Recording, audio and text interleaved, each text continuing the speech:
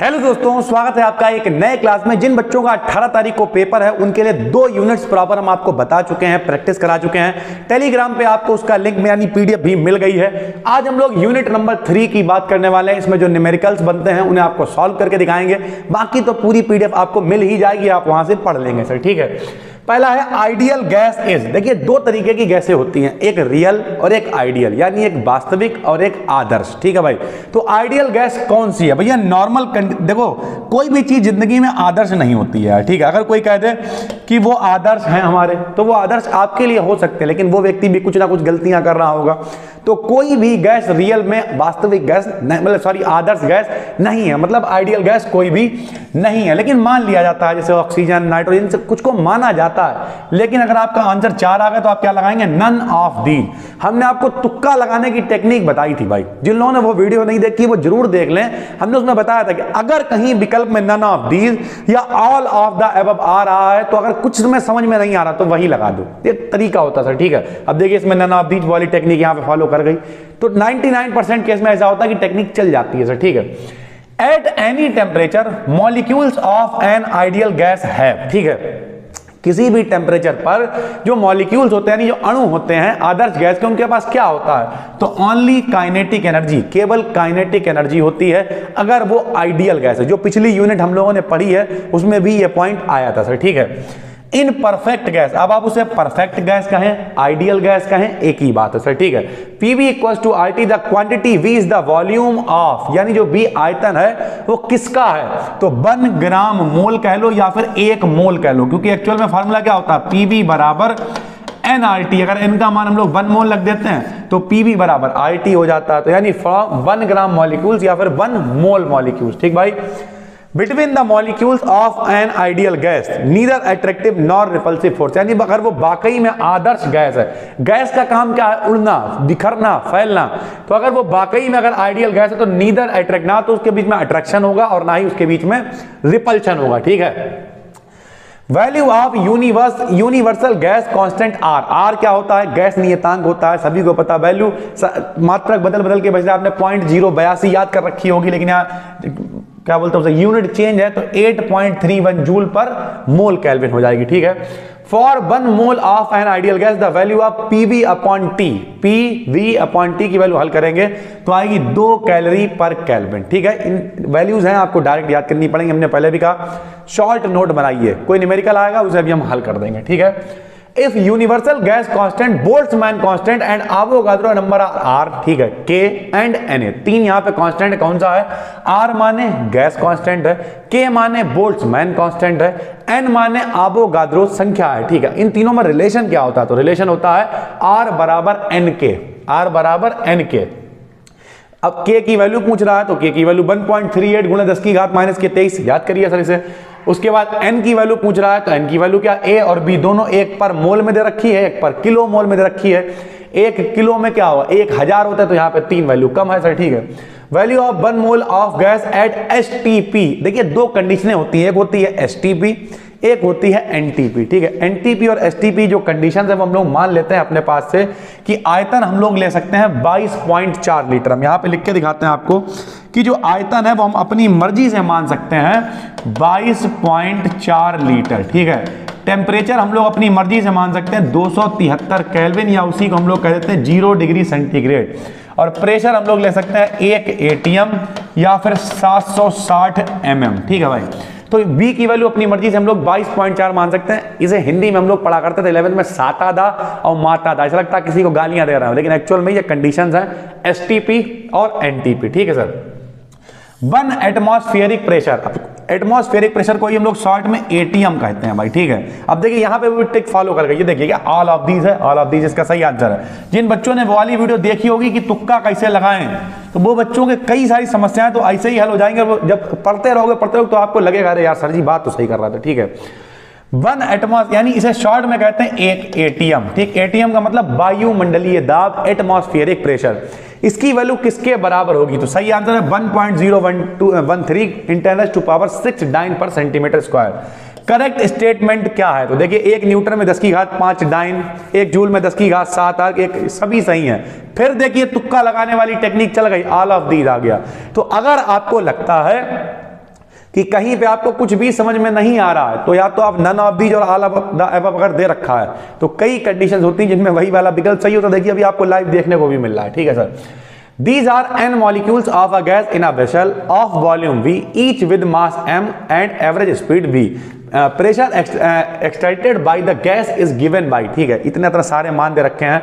तो आपसे पूछ रहा है कि रिलेशन क्या होगा, तो रिलेशन होगा mn v square, v bar square पढ़ेंगे इसे, अपॉन में 3v। v बार का मतलब यहाँ पे एवरेज वेलोसिटी है, ठीक है। अभी आपको आगे पढ़ने को मिलेगा। सबसे पहले देखिए ये क्या है, वेलोसिटी है। अगर इसके ऊपर बार लगा दे तो ये एवरेज वेलोसिटी हो गई, स्क्वायर लगा दे तो एवरेज वेलोसिटी का स्क्वायर हो गया। अगर इस पर रूट भी लगा दें तो ये हो गया रूट मीन स्क्वायर वेलोसिटी, ठीक है। तो इस तरीके से इसे लिखते हैं भाई। तो ये वाला इसका सही है, आप देख लें। There are n molecules in a vessel, vessel मतलब होता है बर्तन, एक उसमें n मॉलिक्यूल हैं। If the number of molecules is made 2n, the pressure of gas will become, तो कितना हो जाएगा, 2 टाइम्स हो जाएगा। जितने मॉलिक्यूल उतने टाइम जो है वो प्रेशर भी उतना गुना हो जाएगा। The pressure of a gas filled in a vessel is, इन सबको आप पढ़ लें, ठीक है। रिलेशन शॉर्ट में बना लें। According to kinetic theory of gas, relation क्या होता है, P बराबर 1/3 रो C होता है, ठीक है। ये जितने भी रिलेशन है इन्हें आप देखें, ठीक है। For an ideal gas the relation between pressure P and kinetic energy per unit volume कितना होता है, तो आइडियल गैस के लिए P बराबर 2/3 E होता है। अब हम इसमें कुछ समझाएंगे थोड़ी। P प्रेशर है, E एनर्जी है, इन रिलेशंस को आपको देख लेना। जो न्यूमेरिकल्स हैं वो हम आपको बता देंगे, ठीक है। इस तरीके से आप परफेक्ट गैस है, प्रेशर P है, डेंसिटी रो है, तो क्या होगा इसके लिए स्क्वायर BRMS का मान, तो BRMS बराबर हो जाएगा कौन सा, √3P/ρ, बिल्कुल ठीक है। अब आपने क्या किया, BRMS और लिख लिया √3P/ρ, शॉर्टकट में लिख लिया, काम आसान हो गया। पेपर में आया लगाया टिक, क्या दिक्कत है यार। If m represent the mass of one molecule of a gas and m the molar mass of the gas and Na the Avogadro's number, then the correct relation क्या है, तो रिलेशन होता है m बराबर m into Na, ठीक भाई। इस तरीके की चीजें चलेंगी। देखिए अब यहां पर ये बहुत बढ़िया है, इस न्यूमेरिकल है, आपको दिखाते हैं भाई। देखो यहां पे लिखा हुआ है if the ratio of vapour densities, यानी घनत्व दे रखे हैं। डेंसिटी मतलब क्या होता है, घनत्व ऑफ हाइड्रोजन एंड ऑक्सीजन, यानी D1 ऐसा कह सकते हैं DH/DO, ऑक्सीजन बराबर दे रखा है 1/16, 1/16। तो कह रहा रूट मीन स्क्वायर वेलोसिटी बताओ, यानी BRMS, ठीक है। और BRMS का स्क्वायर आपसे पूछ रहा है, उल्टा होगा भैया, ये इनवर्सली प्रोपोर्शनल होता है। तो अगर हम इसे लिख दें H और इसे लिख दें O, तो यहां लगाएंगे अंडर और उल्टा O वाला ऊपर और H वाला नीचे, ठीक है। O वाला ऊपर यानी 16 ऊपर 1 नीचे, ठीक है भाई।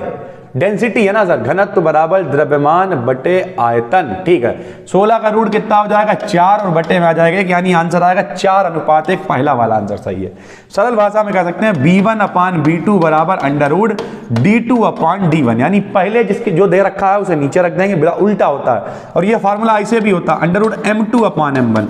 अगर कहीं मास दे रखा है तब भी हम लोग यही फार्मूला लगाएंगे और इस तरीके से हम लोग आंसर निकालेंगे। तो यानी इसका 4:1 सही है। इस तरीके से और दे रखा है गामा है, इस तरीके की चीजें दे रखी हैं तो गामा/3 हो जाएगा। ये तो डायरेक्ट चीजें हैं, इन्हें आप देखें और पढ़ें सर, ठीक है। ये देखिए for an ideal gas the relation between root mean square speed BRMS and absolute temperature T, direct चीजें दे रखी हैं। ये देखिए अभी हम जो बता रहे थे वो आ गया √M2/M1। देखिए इस तरीके से रिलेशन होता है, ठीक भाई। तो इन सभी चीजों को आपको पढ़ना है। टेलीग्राम पे ये PDF अभी मिल जाएगी। जो सवाल आ रहा है वो हम आपको बताते चल रहे हैं। O2 है, gas is filled in a vessel if pressure is double, temperature becomes 4 time, its density will be, कितने गुना हो जाएगी, आधी हो जाएगी सर, ठीक है। अगर देखो ताप से निकाला करो, ताप यहाँ पे कितने गुना, टेम्परेचर बिकम्स 4 टाइम, 4 गुना हो गया, आधा हो जाएगा, ठीक है sir. If T represent the absolute temperature of a gas, the root mean square speed of gas directly proportional to temperature पे होती, जैसे जैसे टेम्परेचर बढ़ेगा वैसे वैसे वेलोसिटी बढ़ेगी, सबको पता है सर, ठीक है। तो बी वाला ऑप्शन इसका सही है। इस तरीके से इतने पे कितनी होती है, तो 0 होती है, ठीक। काइनेटिक एनर्जी 0 पे कितनी होती है, तो -273 डिग्री सेंटीग्रेड। ये सारी चीजें डायरेक्ट आपको पढ़ लेनी है, पढ़ते चले जाना है, ठीक है भाई। सवाल देखते हैं, अगर कोई आ रहा है तो आपको बताते हैं। सब रिलेशन है दोस्त, ठीक। अभी आपको PDF, हम ज्यादा आपका टाइम नहीं लेंगे कि 1 घंटे की पूरी वीडियो हमने बनाई, ठीक, और उसके बाद भी आप भुगत गए, ऐसा नहीं करना सर। ये सारी चीजें आप देख लेंगे। इन केस ऑफ मैक्सवेल सब वही चीजें दे रखी हैं, ठीक है। कोई अगर न्यूमेरिकल आ जाता है तो देखते हैं सर, ठीक है। ये देखिए the number of molecule, 0 speed, ये सब आप पढ़ डालेंगे, ठीक है। और अभी देखते हैं जो न्यूमेरिकल आएगा वो हम लोग लगाएंगे, कोई टेंशन की बात नहीं। ये देखिए सर, एक 51 नंबर पे न्यूमेरिकल आ गया है और सरल है भाई। ये देखिए क्या लिखा हुआ है, the speed of 10 particles, 10 particle हैं जिनकी स्पीड कितनी है 0 1 2 3 3 3 4 4 5 ऐसे करके है 6। तो मोस्ट प्रोबेबल क्या होगी, मोस्ट प्रोबेबल का मतलब ज्यादा से ज्यादा क्या हो सकती है। तो इसमें देख लो सबसे ज्यादा बार कौन आया, तो सबसे ज्यादा बार आया 3 3 3, 3 बार आ गया, तो 3 इसका सही आंसर हो जाएगा। इस तरीके से बस इतना ही होता है। बच्चे सोच रहे हैं कोई फार्मूला लगेगा कुछ होगा, नहीं सर, जो ज्यादा बार आया है वही सही है, ठीक है। The speed of 4 particle 1 2 3 4 their root mean, अब ये बहुत बढ़िया है सर, कह रहा रूट मीन स्क्वायर वेलोसिटी निकालनी है और 4 पार्टिकल्स की दे रखी, बड़ा सा आप अंडर रूट लगाएं, सबका स्क्वायर करके जोड़ दें, 1 square plus 2 square plus 3 square plus 4 square, जितनी संख्याएं हैं उतने से भाग दे दें 4 से। तो अब देखो ऊपर 1 का स्क्वायर 2 2 4 और 1 5 हो गया, 9 5 14 हो गया, 16 कितना हो गया अंडर रूट 30 हो गया ऊपर, नीचे 4 का 2 हो गया अंडर रूट 30 बटा 2, पहला विकल्प इसका सही होगा। देखिए ये आंसर नंबर 1, ठीक है। तो इस तरीके से आपको निकालना है, सबका स्क्वायर करके जोड़ दीजिए और जितनी संख्याएं उतने से भाग दे दीजिए, हल हो जाएगा। सेम इसमें भी वही होगा सर। अब लीजिए अभी लाइव आपको चेक करवा दे रहा है, कुछ लोग कहेंगे सर जी ने तरीका ना कहीं गलत बता दिया। लो अंडर रूट लगाया बड़ा सा, न्यू पहले का स्क्वायर, फिर दूसरे का स्क्वायर, फिर तीसरे का स्क्वायर, बटे में 3 से भाग दे दिया। लो न्यू स्क्वायर 2 4 और 5 स्क्वायर और 3 3 9, 5 कितना होगा 14 न्यू स्क्वायर आ जाएगा ऊपर, और बटे में क्या आ जाएगा 3 आ जाएगा। 3 से काट दो इसे, लो 3 से कटेगा कितनी बार जाएगा, 3 से कटे जाएगा, 3 3 9, 3 चौक 12, 4 से कुछ ज्यादा बार ही जाएगा, ठीक है। तो यानी पूरा 2 तो रूट नहीं बनेगा, तो कौन सा इसमें आंसर लगा सकते, देखिए 2 से कुछ ज्यादा 2.16 न्यू आ गया आंसर, ठीक है। बिल्कुल आसान है यार, आराम से कोई भी कर सकता है। बस क्या करना, अंडर रूट लगाना है, जो भी वैल्यूज है सबको स्क्वायर करके जोड़ देना, उतने से ही भाग दे देना, ठीक है। ये देखिए अगला भी है, इसे आप खुद करके देखिएगा। 2 3 4 5 है, तो 2 का स्क्वायर 3 का स्क्वायर 4 का स्क्वायर 5 का स्क्वायर जोड़ना, 4 से भाग दे देना, हो जाएगा भाई, ठीक है। बाकी ये सब रिलेशन दे रखे हैं, इन्हें आप घर पे खुद देखेंगे, बैठ के पढ़ डालेंगे। The ratio of most probable speed and average speed क्या होती है, तो औसत जो स्पीड जाती है, औसत वेग होता है उसका, और जो मोस्ट प्रोबेबल उसका अनुपात कितना होता है, तो अनुपात होता है अंडर रूट पाई अपॉन 2, ठीक भाई। ये देखिए मोस्ट, ये वाला बहुत इंपॉर्टेंट है दोस्त, ये 61 वाला आप जरूर पढ़ें। The ratio of most probable speed, average speed and root mean square speed is, तो 1 रेशियो 1.128, रेशियो 1.224, ये सारी चीजें हैं। मोस्ट प्रोबेबल को BMP से लिखते हैं, एवरेज को B बार से लिखते हैं, और रूट मीन स्क्वायर को BRMS से लिखते हैं। इनमें रिलेशन है, इन्हें आप देखें कौन सी बड़ी है कौन सी छोटी है, कौन सा रिलेशन है। ये देखिए अभी हमने आपको बताया था एवरेज वाला M2/M1 होता, तो ये रिलेशन सही है।